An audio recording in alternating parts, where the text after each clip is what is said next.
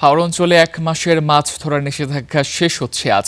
তবে প্রশাসনের প্রস্তুতির ঘাটতি ও সরকারি সহায়তা না মেলায় নিষেধাজ্ঞা মানেননি জেলেরা। স্থানীয় মৎস্য কর্মকর্তারা বলছেন, প্রথমবারের মতো এই উদ্যোগ সফল করতে হলে জেলেদের সহায়তা নিশ্চিত করা প্রয়োজন ছিল। দেশের আমিষের বড় একটি উৎস মাছ, আর সেই মাছের যোগান আসে হাওড় অঞ্চলের খালবিল ও নদীনালা থেকে। একটা সময় প্রচুর মাছ পাওয়া গেলেও এখন বদলেছে সেই পরিস্থিতি। জলাশয় ভরাট ও কারেন্ট জালের অবাধ ব্যবহারে দিন দিন কমছে দেশীয় মাছের উৎপাদন। নিষেধাজ্ঞা দিচ্ছে, এটা কিন্তু পাবলিক বা জেলেরা মানে না, কারণ তারা সহযোগিতা করতে হইব, তারা একটু দেখতে হইব।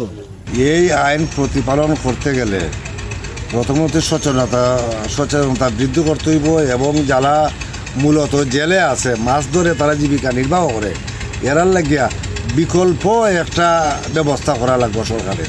এমন বাস্তবতায় মৎস্য সম্পদ রক্ষায় এবারই প্রথম 29 মে থেকে 28 জুন পর্যন্ত 1 মাসের নিষেধাজ্ঞা দেয় মৎস্য অধিদপ্তর।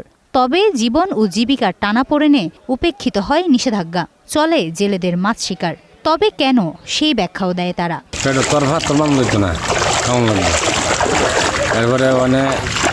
চলবার দরকার নাই, জীবনে আমরা কি করে খাইতাম, মাছ মানো নিষেধ দিলে আমরা কেন বাঁচাম। খাত লাগবো, যদি মাছ ধরতে পারি না আমরা বাচ্চা কাচ্চা ভালো মহিলা খাত মাছ ধরা বন্ধ হলে তো কাজ একটা দিতে হবে সবাই।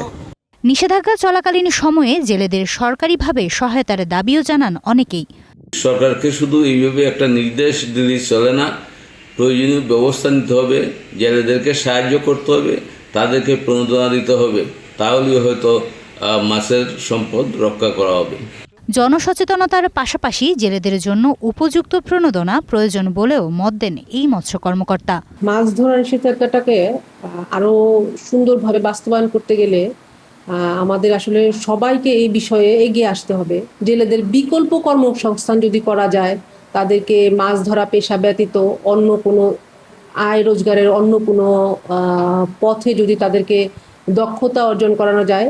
সুনামগঞ্জ জেলায় 90,000 নিবন্ধিত সহ প্রত্যক্ষ পরোক্ষভাবে মাছ ধরার সাথে সম্পৃক্ত রয়েছেন 1,20,000 জেলে। Desk report, star news.